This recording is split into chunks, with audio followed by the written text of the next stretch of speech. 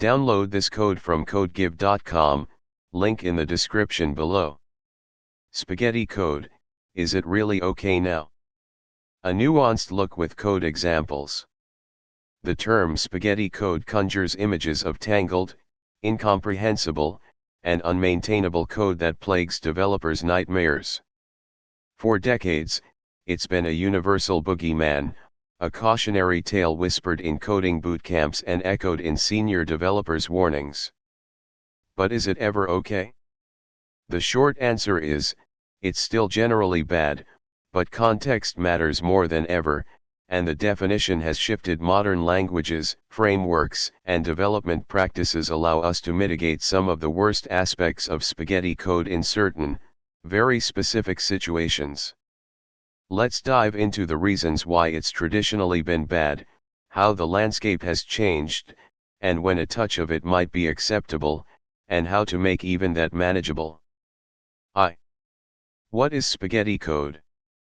Spaghetti code refers to source code that has a complex and tangled control structure, making it difficult to read, understand, and maintain. It typically arises from excessive use of global variables. Global variables can be modified from anywhere in the program, creating unpredictable side effects and making it hard to track the flow of data. Unstructured control flow, go-to statements. While less common today, languages like BASIC and older versions of C encouraged the use of go-to statements.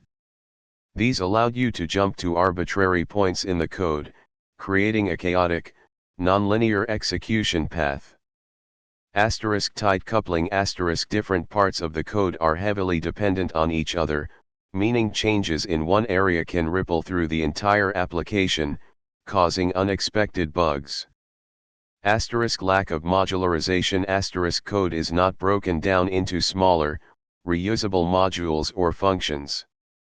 Instead, large chunks of code perform multiple tasks, making it difficult to isolate and fix problems. Poor naming conventions. Variables and functions are named poorly, making it hard to understand their purpose. Lack of comments. Insufficient or non-existent comments hinder understanding the code's intent and logic. Copy-pasting code. Duplicating code across multiple places increases the chances of errors and makes it harder to maintain consistency. When a bug is fixed in one copy, it must be remembered to fix it in all copies. 2. Why spaghetti code is traditionally bad. The negative consequences of spaghetti code are significant. Difficult to understand. The tangled control flow makes it hard to follow the program's logic, making it challenging for developers, including the original author after some time, to understand how the code works. Hard to maintain. Making changes to spaghetti code can be a nightmare. Due to the tight coupling and unpredictable side effects, even small modifications can introduce new bugs. Error prone. The complexity and lack of structure increase the likelihood of introducing errors and make it harder to debug them. Difficult to test. Testing spaghetti code is challenging because it's hard to isolate and test individual components. Reduced reusability. The lack of modularization makes it difficult to reuse code in other projects. Increased development costs. The increased complexity translates to higher development costs, both in terms of time and resources. Developer frustration. Working with spaghetti code can be incredibly frustrating and demoralizing for developers. 3. The classic spaghetti code example, and how we'd avoid it today. Let's look at a deliberately bad example in Python, although the principles apply to most languages. Why this is spaghetti code. Global variable. The result variable is global, making it hard to track its value and leading to potential side effects. Unstructured control flow. The while loop and if/elif/else statements create a complex control flow. Asterisk tight coupling asterisk the process underscore operation function is tightly coupled to the global result variable. Asterisk lack of modularization asterisk the entire program is a single, monolithic block of code. Asterisk hard coding operation codes asterisk the numbers 1, 2, 3, and 4 represent operations. This is not self-documenting and difficult to change later. How we'd fix it, the modern way. Improvements asterisk. Asterisk modularization asterisk the code is broken down into smaller, reusable functions, add, subtract, multiply, divide, calculate. Asterisk no global variables asterisk the result variable is now local to the main function, improving encapsulation. Asterisk clear naming asterisk functions and variables have descriptive names. Asterisk error handling asterisk includes try, except blocks to handle potential errors like division by zero or invalid input. Asterisk data structures for operation mapping asterisk uses a dictionary, operations, to map string operation names to functions, making the code more readable and maintainable. Asterisk testability asterisk the individual functions are easily testable. Asterisk clear main function asterisk encapsulates the core logic within a main function, a good practice for larger programs. This revised example demonstrates how structured programming principles can significantly improve the readability, maintainability, and testability of the code. We've moved from a monolithic, tangled mess to a well-organized, modular program. 4. When is some lack of structure acceptable? Here's where the nuance comes in. The strict avoidance of anything resembling spaghetti code can sometimes be counterproductive. These are the situations where a bit of a relaxed approach might be justifiable, but always with careful consideration.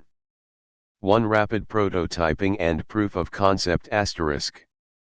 Asterisk scenario asterisk you're building a quick prototype to test an idea, demonstrate functionality, or validate a concept. Speed is paramount. You need to get something working now to get feedback.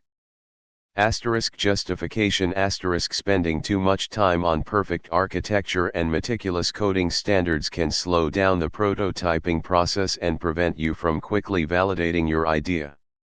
You might not even need the full structure if the project gets scrapped. Asterisk mitigation asterisk. Asterisk time box the prototyping phase set a clear deadline for when the prototype needs to be complete. Asterisk document your shortcuts and technical debt make a list of the areas where you've intentionally deviated from best practices. Asterisk plan for a rewrite, or refactoring, if the prototype is successful if the prototype proves the concept, schedule time to refactor the code into a more maintainable state. Asterisk focus on core functionality prioritize the features that are essential for validating the idea. Don't waste time on non-essential details. Asterisk example, Python/Flask, very quick prototype. Why this is prototyping spaghetti, and OK briefly. Asterisk global variable next underscore ID asterisk avoid setting up a proper database or sequence. Asterisk in-memory data store asterisk simple but not scalable or persistent. Asterisk limited error handling asterisk focuses on core functionality, not edge cases. Asterisk everything in one file asterisk no separation of concerns. Important asterisk this should never be deployed to production.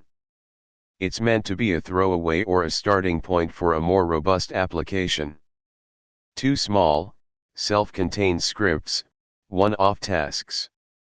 Asterisk scenario asterisk you need to write a small script to automate a simple task, process a file, or perform a one-time data transformation.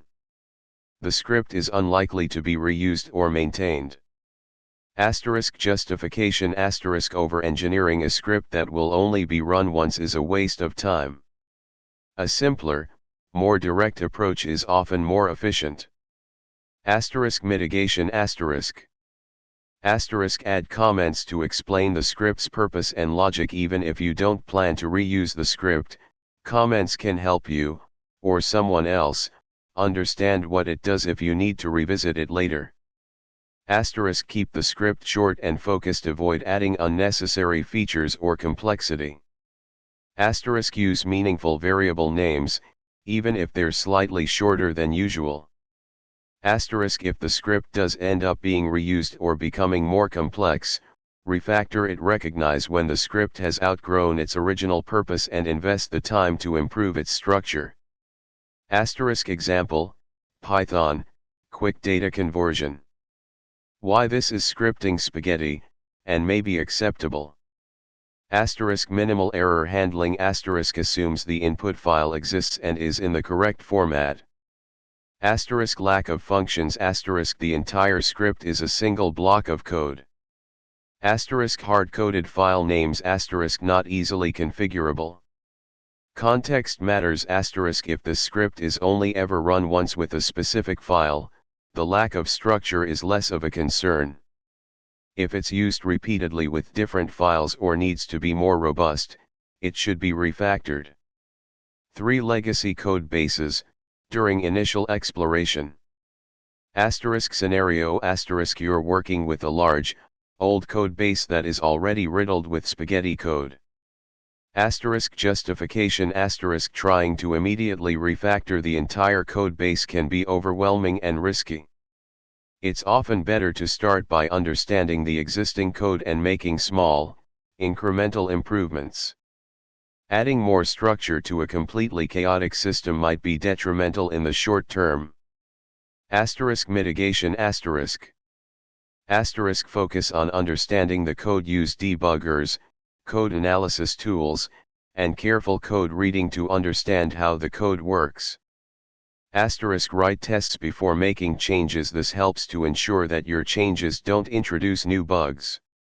Even if the tests are basic, they provide a safety net. Asterisk refactor incrementally. Make small, targeted improvements to the code over time. Avoid making large, sweeping changes. Asterisk document your changes. Keep track of the changes you make and the reasons for them. Asterisk identify islands of stability. Look for parts of the code base that are relatively well structured and stable. Focus on refactoring those areas first. Asterisk example, illustrative, imagine a massive PHP application. Why this is legacy spaghetti, and you have to be careful. Asterisk SQL injection vulnerability. Asterisk directly using user input in a database query. Asterisk deprecated functions. Asterisk using MySQL functions instead of miscli or PDO. Asterisk mixing presentation and logic. Asterisk embedding HTML directly in the PHP code. Asterisk lack of error handling. Asterisk no checks for database connection errors or invalid user IDs. Approach. Asterisk you wouldn't immediately rewrite the entire application. Instead, you might start by 1. Adding input sanitization to the $user_ID variable. 2. Switching to parameterized queries to prevent SQL injection. 3. Gradually replacing MySQL functions with miscli or PDO. 4. Eventually separating the presentation logic into templates. This is a gradual refactoring process, acknowledging that immediate, sweeping changes are often too risky. You're containing the mess while slowly cleaning it up. For extremely resource-constrained environments, embedded systems. Asterisk scenario. Asterisk you're programming for a microcontroller with very limited memory and processing power. Asterisk justification. Asterisk in these environments, code size and execution speed are critical. Using more structured programming techniques, example object-oriented programming, can introduce overhead that is unacceptable. Asterisk mitigation. Asterisk use assembly language sparingly and only when necessary. Assembly language can provide the ultimate level of control over hardware resources, but it is also very difficult to write and maintain. Optimize your code for size and speed. Use compiler optimization flags and profiling tools to identify areas where you can improve performance. Document your code carefully. Clear documentation is essential for understanding and maintaining code in resource-constrained environments. Test your code thoroughly. Testing is especially important in embedded systems, where bugs can have serious consequences. Example, illustrative, Arduino/C++ for a small sensor reading. Why this is embedded spaghetti, and sometimes necessary. Global variables used extensively to avoid function call overhead. Minimal abstraction. Direct hardware access. Everything in setup, and loop, simple structure. Reasoning on a very small microcontroller, adding complex classes or abstractions might consume too much precious memory or CPU cycles. Simplicity and directness are often prioritized. However, even here, careful commenting and some level of structure, like grouping related code blocks, are important. Key principles for mitigating the risks of acceptable spaghetti code. Even in the situations where a more relaxed approach is acceptable, it's important to mitigate the risks of spaghetti code. 1. Document everything. Comments are crucial. Explain the purpose of each section of code, the logic behind decisions, and any potential limitations or assumptions. 2. Use meaningful names, even if shorter. Choose variable and function names that are descriptive, even if you need to abbreviate them to save space or time.